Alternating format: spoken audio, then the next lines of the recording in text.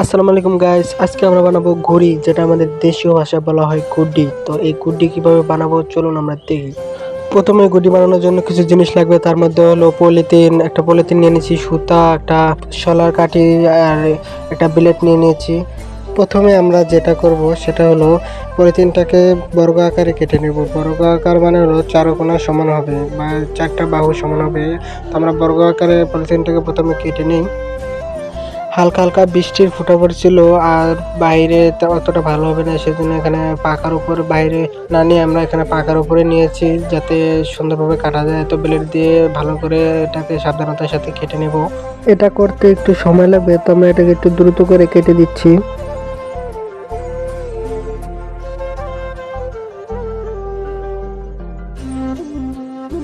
এখানে পলিথিনটাকে সুন্দরভাবে সাবধানতার সাথে কেটে নেওয়ার পর এখানে দুই খণ্ড হয়ে যাবে। তো আমরা দুই খণ্ড এখানে ব্যবহার করব না, এক খণ্ড দিয়ে আমরা বানাবো ঘুড়ি, আর এক খণ্ড রেখে দেবো সাইডে, পরে ওটা কাজে লাগবে।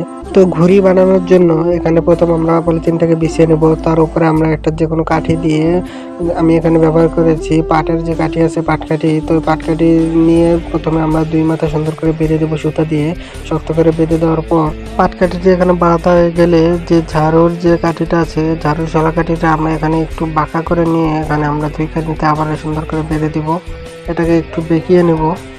তো এখানে মোটামুটি ঘুড়ির কাজ অর্ধেক শেষ, এখন শুধু সুতার কাজ বাকি। তো আমরা এখানে সুতা লাগিয়ে দেবো ঘুড়িতে। তো ঘুড়িতে সুতা লাগানোর নিয়ম আছে।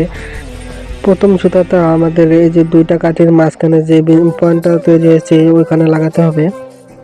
আমরা প্রথমে সুতাটা এখানে বেঁধে নেব। প্রথমটা বাঁধা হয়ে গেলে পরে সুতোটা আমরা এভাবে মাপ দিয়ে যেই পয়েন্টটা এখানে তৈরি হবে বা ঘুড়ির পুরো মাঝখানে যে পয়েন্টটা, সেখানে আমরা দ্বিতীয় সুতোটা বাঁধবো। তো এটা বাঁধা হয়ে গেলে ঘুড়ি ওড়ার জন্য তৈরি। দেখো ঘুড়ি ওড়ার জন্য রেডি হয়ে গেছে। শুধু আমরা এখানে একটা ছোট্ট কাজ করে দেবো, এখানে আমরা পেছনে একটা ল্যাঞ্জা লাগিয়ে দিব। তো এখানে আমরা ঘুড়ির ল্যাঞ্জা লাগিয়ে দিয়েছি আর সুতাও লাগিয়ে নিয়েছি। তো এখন ঘুড়ি ওড়ার জন্য প্রস্তুত। আর এখানে হালকা হালকা বাতাস আছে, অতটা বেশি বাতাস না। তো ঘুড়িটা ভালোই উড়ছে। তো চলুন একটু উড়িয়ে নিই।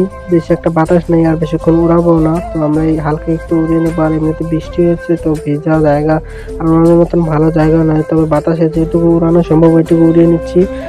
তো এই ছিল আজকের ঘুড়ি বানানোর মজার একটা ভিডিও। তো ভিডিও কেমন লাগলো সবাই লাইক কমেন্ট শেয়ার করুন, এবং অবশ্যই চ্যানেলটাকে সাবস্ক্রাইব করুন। ঘুড়িটা তেমন একটা উঠছে না, কারণ এখানে তেমন একটা বাতাস নেই।